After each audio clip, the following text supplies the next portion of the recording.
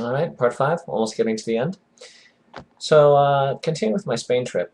During my trip to Spain, I really focused on trying to not to worry about the mistakes that I was making, and just hoping that people would correct me.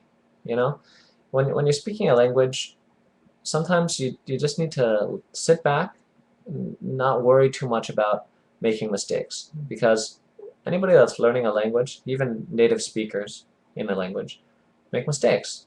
You know, it's normal. So it's something you just have to accept and, get on with it. When I was in Spain, there were a lot of times that I didn't know a word, or maybe I said an anglicized word, or a false friend, things like that. Well, a lot of times people would correct me, and it's not a big deal. In fact, it's the only person who's really who's really bothered by these things is usually the speaker, and not the people that are listening. So I think when you're learning any language, just try and relax and use your mistakes. Use your mistakes as the best tool that you could possibly have for learning and correcting yourself. So in Spain, it's really interesting because I kind of learned the different features of the Castilian dialect by just listening and noticing different things about the pronunciation. This was long before I knew anything about linguistics. I'm just now kind of starting in linguistics, and hopefully I can learn a bit more over the next few years at my graduate program. And it's interesting because while I was in Spain, I was trying to explain to Briana, my girlfriend, about the Apical S that is pronounced in Spain, which sounds kind of like almost like a sh sound in compared to the predorsal S that they pronounce in Latin America. And I was trying to explain this to her by saying that the S sound in Spain sounds a little bit more like SH, right? O sea, es decir, o sea, cómo habla la gente, ¿verdad? Con esta S.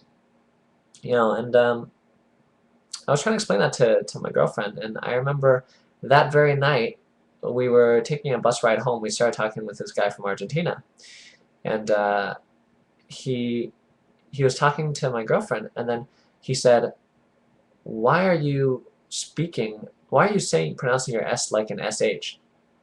And I remember just feeling mortified that I had given her this kind of imprecise definition of the Apical S, and that had led her to a possibly embarrassing social situation.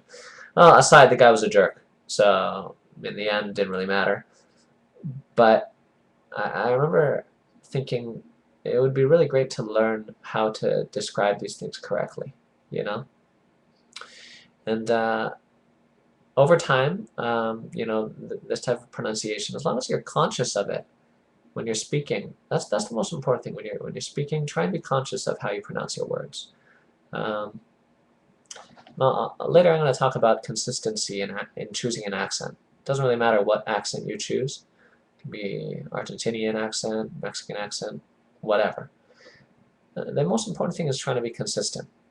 So, like recently, Ignacio from Get Real Language channel on YouTube, he gave me some suggestions on my S, which is possibly going more towards predorsal rather than apical. And that's something I have to work on, and I really appreciate that suggestion. So, let's see. Another thing I noticed, for example, like there's a current phenomenon in Spain where the CH sound, like coche, right, is in some cases with the younger generation going towards, instead of coche, it's going towards coche. And I remember this, I actually learned about this from Desde el Baño, el podcast de La Porteña, right? She actually talked about her experiences when she lived in Madrid for a little while, and how she was listening to the recording. There's a safety recording which says basically, be careful when you're going onto the the train, be careful with your foot, right? And then what it says is, ten cuidado al mantener, no, ten cuidado de no introducir el pie entre coche y andén. So it was coche, it was coche. And that was really interesting. And I learned that from an Argentinian podcast, which is really interesting. But yeah, so around that time, I started, trying to pick up the la jota uvular, característica de España, and la zeta también. La zeta, I've used it for a long time, even when I was living in Spain. In Mexico, I tried to use la zeta. I think it's very useful as a linguistic tool for anybody that's learning Spanish, because it helps to differentiate between two words that would not be a minimum pair. Or let's see, how would I describe that? Between two words like caza y casa, right? Hunt and marry. Things like that. Very useful for a non-native speaker. And so fast forward, finally, I took classes in Spain, but I would say that classes have always been the least effective way to practice a language, in my opinion. They just aren't really long enough or immersive enough to make the most, out of your learning of any language. Classes are a great supplement, but in themselves, they are not enough to learn a language fluently. You really have to go out there and dedicate hours and hours to listening to whatever language you want to learn, hours and hours to studying the grammar, and hours to relating, interacting with people, So the classes, I'd say, use them as a supplement, but don't rely on them.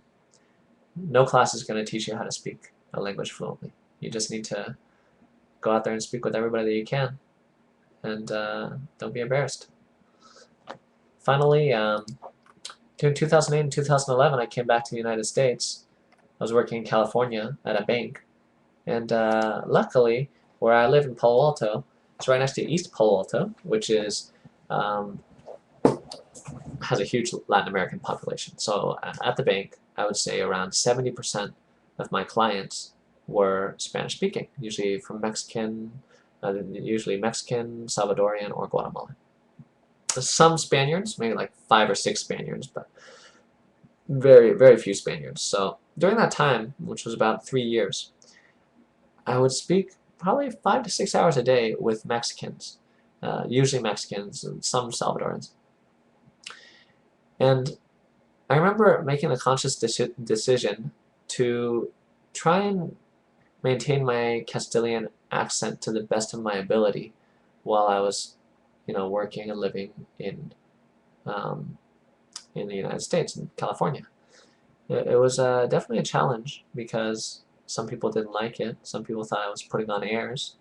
But luckily, I think that my accent was distinguished enough from the Mexican accent that they understood that I wasn't trying to put on airs. It's just the Spanish that I had learned in the first place.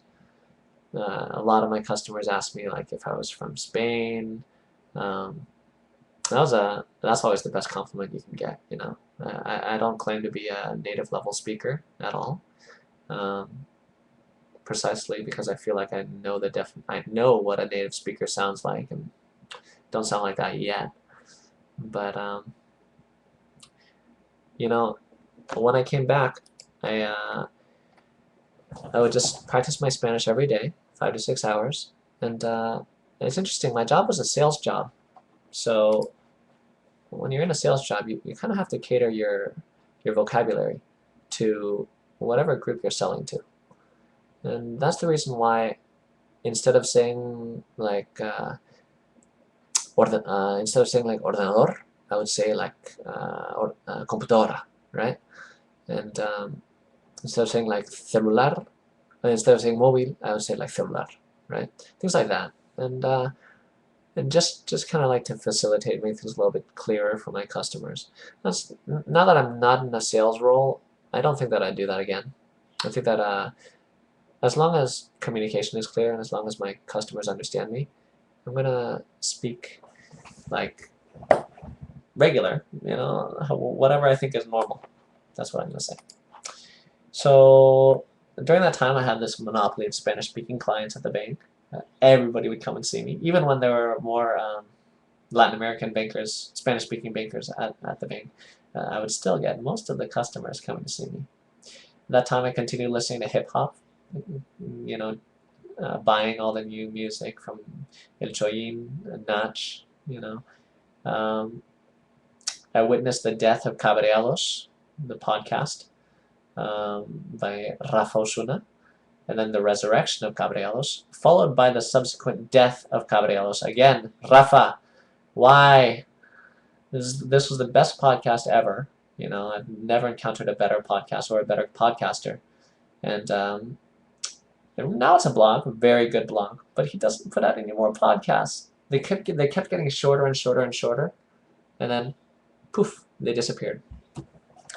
So I kept listening to Las Cosas Curiosas, and also I found out that Victor died. I was very sad. And later on, around 2010, I discovered RTV podcasts from basically podcasts from RTVE, like Afectos con Silvia Tarragona, for example. And I love this podcast because it's a higher level, less colloquial Spanish. And so now we're talking about a different register. I need to get that ear for this different register. I think that I have a decent ear for colloquial level Spanish, but when it comes to a more formal level of speaking, that's an area of improvement. I continue doing language exchanges. I did a language exchange with Laura from Prats de Rey in Catalonia, and that was a really great experience. Practiced a lot of Spanish. And over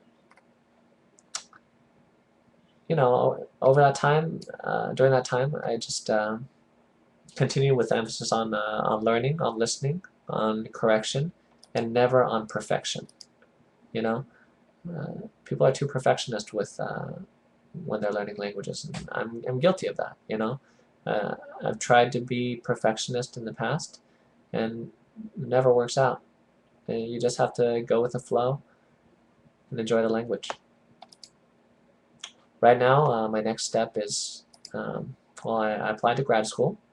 I got into UC Santa Barbara, and my next step is I'm going to start as an MA PhD student at UC Santa Barbara in Iberian linguistics. So the program is right up my alley. I'm really excited to get started. I hope I have the passion, the knowledge, and the intelligence to take this all the way. So thanks a lot for taking a look. Hopefully my English was clear. I know it was really long. I apologize. Next up, I'll try and make some more concise videos, not outlining the history of how I learned Spanish, which I do think is useful for some people, but more outlining different tips, mentalities, and specific things that I did, or that anybody can do to learn Spanish. It's a bit different than what I've done in this series. Alright, well, thanks a lot for taking a look. I know it's really long. If anybody managed to get through it, I applaud you. But hopefully it'll be useful to somebody down the road. And I'm also doing it a little bit for the sake of, documenting it for myself and for progeny. Alright, take care, guys. Thanks a lot. Bye-bye.